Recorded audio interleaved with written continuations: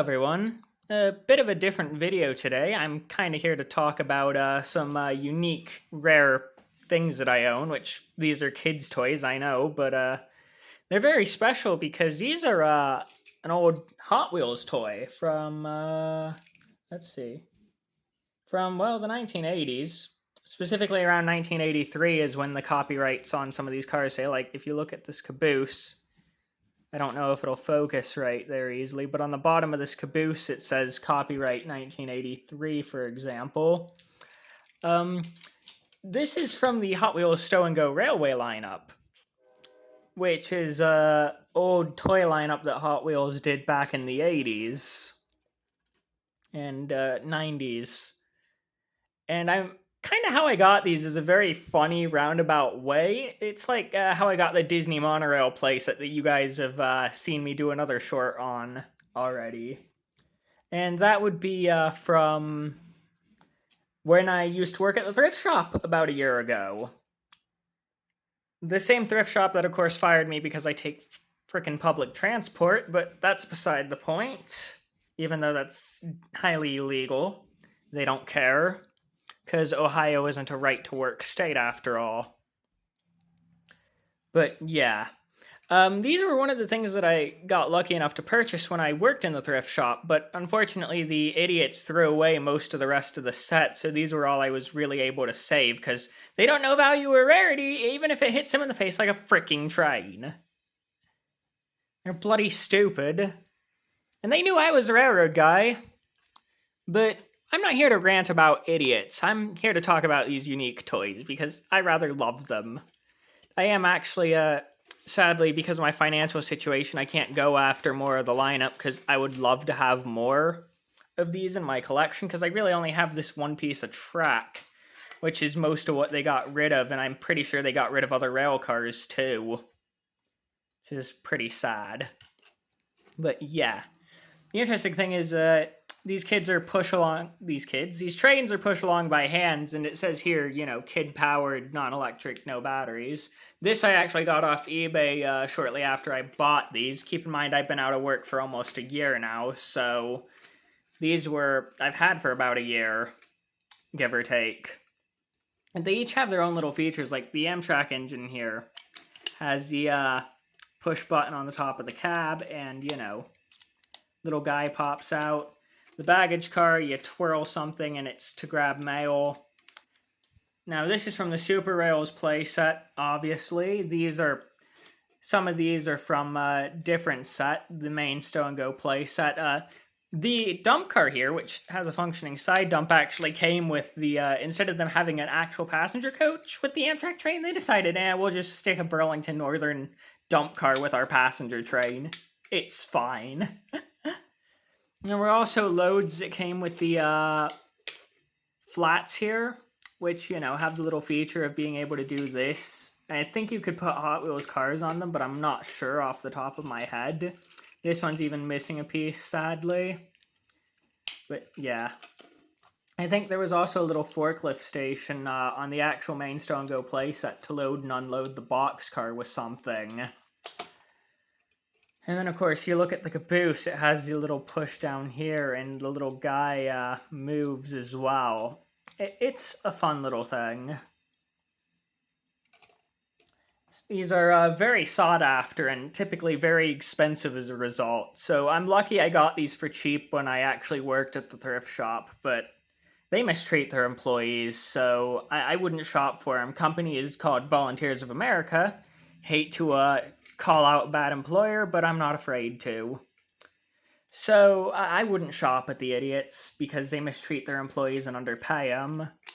They said they fired me for taking the bus, but I'm kind of glad that I was able to get some of these weird things for really cheap when I worked there. But they mostly just trash them because they're stupid. So it really does take being an employee to get lucky enough with these. Now, how about I move on to the thing that I actually bought from eBay around the same time I got these. This beautiful Burlington Northern Class 111, which I think was like 30-some bucks plus shipping, because it's still in the original box here and in relatively good condition. be in better condition if my grandmother didn't screw it up with the box, but oh well.